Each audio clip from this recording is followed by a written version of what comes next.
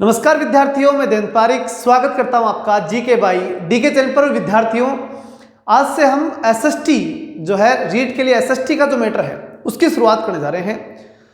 मुझे विश्वास है कि जो चीज़ मैं लेके आऊँगा उससे आपको बहुत बड़ा फायदा होगा। और आज का जो टॉपिक लेके आया हूँ वो पहला टॉपिक है सिंधु घाटी सभ्यता। और इस टॉपिक को पढ़ने के बाद मैं आपसे वादा करता हूँ कि आपके 10-12 मिनट जो भी लगेंगे आपको, इस समय के दौरान आपको बहुत बड़ा लाभ होगा। अगर ये 10-12 मिनट आपने दे दिए तो इस टॉपिक को वापस आपको कभी नहीं पढ़ना पड़ेगा, इतना मुझे पूरा विश्वास है। अब आपका सहयोग कितना है वो आपको ही लाभ देगा। चलिए शुरू करते हैं। एक शानदार ट्रिक के रूप में मैं शुरू करूंगा, बस उसको आपने ध्यान से देख लिया तो फिर मुझे नहीं लगता कि आपकी कोई दिक्कत आएगी, परमानेंट याद हो जाएगा ये। चलिए शुरू करते हैं। देखिए, प्रश्न की प्रकृति हमारे सामने स्पष्ट है। कैसे होगा? प्रमुख स्थल, उसमें से उसकी नदी पूछ सकता है, उसके उत्खननकर्ता का नाम पूछ सकता है, उसकी स्थिति यानी वो वर्तमान में कहाँ स्थित है ये पूछ सकता है। ये 4 प्रश्न आपके सामने रहेंगे। यही नहीं है सिंधु घाटी सभ्यता, इसके अलावा भी है, लेकिन एक पार्ट में उसके लिए और लेके आऊँगा। लेकिन 99% मुझे विश्वास है कि जो प्रश्न आएगा वो यहीं से आएगा। 1% हो सकता है इससे बाहर हो जाए। बाकी आज तक ज़्यादातर जो क्वेश्चन आए ना वो इतने आए हैं कि ये सभ्यता किसने खोजी या कहाँ स्थित है और किस नदी पर स्थित है। इन प्रश्नों में ज़्यादातर प्रश्न पड़ जाता है, लेकिन फिर भी इसके बावजूद भी जितने भी क्वेश्चन बनते हैं वो सारे मैं आपके सामने लेके आऊँगा, चाहे 2 या 3 पार्ट जितने बने। ध्यान से सुनना, आज का चैप्टर बहुत ही महत्वपूर्ण है, यही याद करा दूंगा, कभी रटने की जरूरत नहीं पड़ेगी, ये गारंटी है मेरी। चलिए शुरू करते हैं। देखिए, शुरुआत करूँगा मैं ट्रिक से, उसको ध्यान सुनना। HRDM 21 PM। अब देखिए कहानी क्या होती है, ये पूरी तरह कहानी पर बेस है। ध्यान से कहानी सुन लिया, पक्का है, भूलने का काम ही नहीं है, सब कुछ याद हो जाएगा। अब देखो कैसे याद करेंगे हम कहानी को, कि घटना क्या हुई कि HR का मतलब है हरियाणा का एक DM था, SDM होता है, DM था, वो 21 साथियों को अपने साथ लेके गया। भाई साथ में काम करने वाले लोग थे, कितने थे उसके? 21। कहाँ गया? पंजाब में उस समय PM साहब आए हुए थे, प्रधानमंत्री जी आए हुए थे, उनसे मिलने के लिए गया। ठीक, अब इस ट्रिक का मतलब क्या निकला वो सुनो। H मतलब हड़प्पा, R यानी रावी नदी, D यानी दयाराम साहनी, M का मतलब माधो स्वरूप वत्स 1921 पाकिस्तान का मोंटगोमरी जिला, जो कि पाकिस्तान के पंजाब जिले में, पंजाब जो प्रांत है वहाँ का, वहाँ पर ये स्थित है मोंटगोमरी। ठीक है, ये तो हुई पहली चीज, कंप्लीट हो गया, इसके अंदर कोई दिक्कत आपके नहीं आएगी। दूसरी, अब इसी से जुड़ी हुई कहानी आगे चलेगी, पूरी कहानी है, बस ध्यान से सुन ले, सब कुछ याद है। दूसरी चीज, अब क्या होता है कि जैसे ही वो DM साहब प्राइम मिनिस्टर से मिल रहे होते हैं तो वहाँ जो पानी पकड़ाने वाली जो बाई जी थी, तो जो परिचारिका जो उनके सहयोग करने वाली थी, वो थोड़ी सी घबरा गई। इतने बड़े आदमी के सामने भाई PM है, DM है, तो फर्क तो पड़ता है, तो थोड़ा बहुत घबराहट से उनको महसूस होती है। वो कैसे होती है देखिए। MS यानी मिस आरबाई, ये उनका नाम है, उस महिला का नाम क्या है? आरबाई, ये आपको ध्यान रखना है। मिस आरबाई जो है वो लड़खड़ाने लगी, मिस आरबाई लड़खड़ाने लगी। इसका मतलब क्या निकला? M का मतलब मोहनजोदड़ो, S का मतलब सिंधु नदी, तो MS यानी मिस आरबाई, R का मतलब राखलदास बनर्जी, ठीक है, और बाई का मतलब 22, राखलदास बनर्जी 1922 में इन्होंने उत्खनन किया। कहाँ? अब लड़खड़ाने लग गई, मतलब पाकिस्तान का लड़काना जिला। अब देखिए नदी कौन सी? सिंधु, तो प्रांत भी कौन सा होगा? सिंध, कोई दिक्कत नहीं आएगी इसमें। अब चलते हैं आगे। इतनी घटना समझ में आ गई? भाई PM साहब से DM साहब मिल रहे हैं, उधर बाई जी पानी लेके आ रही हैं। अब क्या होता है उस दौरान? आगे घटना क्या बढ़ती है? CS, अब जो चार्टर्ड सेक्रेटरी है, जो पैसों का हिसाब रखता है, वो आता है।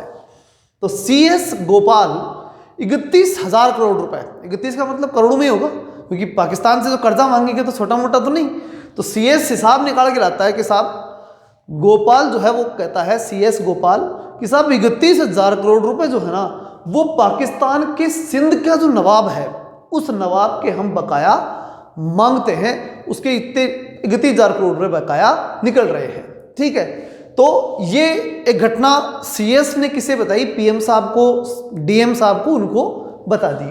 तो CS गोपाल ने 31,000 करोड़ रुपए पाकिस्तान के जो सिंध का नवाब है उसके बकाया निकाल दी। अब निकाल दी तो उसके बाद में अब पैसा तो लाना पड़ेगा। अब मोदी जी वैसे ही कड़क उस मामले में कि रुपया नहीं छोड़ेंगे, ठीक है, ये तो पक्का था उनके। तो अब क्या होता है ऐसी स्थिति में कि KSF कर्जा सिक्योरिटी फोर्स एक फोर्स बनाएगी जिसका नाम था KSF। KSF का मतलब क्या? कर्जा सिक्योरिटी फोर्स। याद रखिए इस प्रकार से, फिर कोई दिक्कत नहीं है। कर्जा सिक्योरिटी फोर्स बनाई कि भाई ये कर्जा बचाएगी अपना, ठीक है। कितने आर्मी के कितने जवान शामिल किए उसमें? 53 जवान उसमें शामिल कर दिए। और क्या कहा कि भाई सिंध प्रांत की अब क्या नहीं है, खैर नहीं है, अब उस सिंध प्रांत के उस नवाब से पैसा लेकर के ही आएंगे। तय कर दी। इसका मतलब क्या रहा? के का मतलब कोट दीजी, एस का मतलब वही सिंध नदी, एफ का मतलब फजल अहमद। उसमें कितने शामिल थे? 53, तो 1953। और सिंध प्रांत खैरपुर, सिंध जो है प्रांत में जो खैरपुर जिला है जो कि पाकिस्तान में है, वो प्रांत हो गया इसका। अब बात आती है कि KSF के जवान तैयार हो गए, पूरी आर्मी की टुकड़ी तैयार। अब आर्मी वाले कहते हैं साहब हम तो पहले तो हमारे जो बालाजी हैं यानी हनुमान जी हैं उनकी पूजा पहले करेंगे, उसके बाद ही आक्रमण शुरू करेंगे। तो बिल्कुल मोदी जी ने कहा निश्चित रूप से करिए शुरुआत आप तो ऐसे में काले घर में लाल थापड़ी, काला घर देखा है जिसके अंदर थापड़ियाँ थी। थापड़ी जानते हो, जो गोबर के कंडे होते हैं ना, वो एकदम सुखाए हुए थे और एकदम लाल हो रखे थे, पहले से उनमें किसने लगा रखी थी, ठीक है ना, और बिल्कुल तैयार थे। कहने का मतलब उनमें अब आटे की जो है बाटे बना करके लगानी ही थी उसमें, ठीक है ना, बाकी सब कुछ लाल था मामला। तो क्या हुआ? काले घर में लाल थापड़ी थी। अब वहाँ पर उस लाल थापड़ियों के अंदर जो है आटे के बनाए और लगा दिए उसमें बाटे, और दाल चूरमा बाटी बना करके जैसे पहले हनुमान जी की पूजा करेंगे तो हनुमान जी के चढ़ाना जरूरी है, खाने का काम बाद में।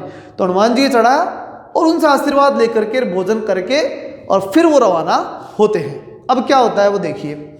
जैसे ही वो बॉर्डर पे पहुंचे, वहाँ जो उनकी KSF का जो था ना, जो मेन हेड यानी चीफ उनका, वो जो टुकड़ी का जो चीफ था, उसने क्या कहा? उसने एक डायलॉग दिया, रंग दिया माँ के रंग में गुजरात के काठियावाड़ को। मतलब गुजरात के बॉर्डर पे चले गए, काठियावाड़ कच्छ इस क्षेत्र पे चले गए और वहां से आक्रमण की शुरुआत की। तो क्या कहते हैं वो? रंग दिया माँ के रंग में, मतलब क्या हुआ? रंगपुर, मादर, रंगनाथ राव, ठीक है, रंग दिया माँ के रंग में। किसको? गुजरात के काठियावाड़ को। गुजरात का जो पूरा काठियावाड़ था वहां पर फौजी खड़े हो गए और पूरा माहौल बना दिया, ठीक है, भारत माता की जयकारे वहां पर उन्होंने लगा दिए और पूरा माहौल गर्म कर दिया। अब क्या होता है? फिर रोप दिया सत्य को यज्ञ में। अब बंदूक ली और बॉर्डर पे रोप दी, ठीक है, वो तो उनके लिए सत्य है। आर्मी के जवान के लिए सबसे बड़ा सत्य क्या है? बंदूक, उससे निकलने वाली गोली, वही सबसे बड़ा सत्य है। तो रोप दिया सत्य को यज्ञ में, एकदम बिल्कुल मजबूती के साथ यज्ञ के अंदर रोप दिया सत्य को यज्ञ में। किसने रोपा? शुरुआत किसने की? पंजाबी ने, एक सरदार जी थे, सबसे पहले जाकर के उन्होंने ही रोप दी कि अब लड़ेंगे इनसे, अब नहीं छोड़ेंगे, कर्जा लेकर के ही आज जाएंगे। फिर क्या होता है? अब गोलीबारी शुरू।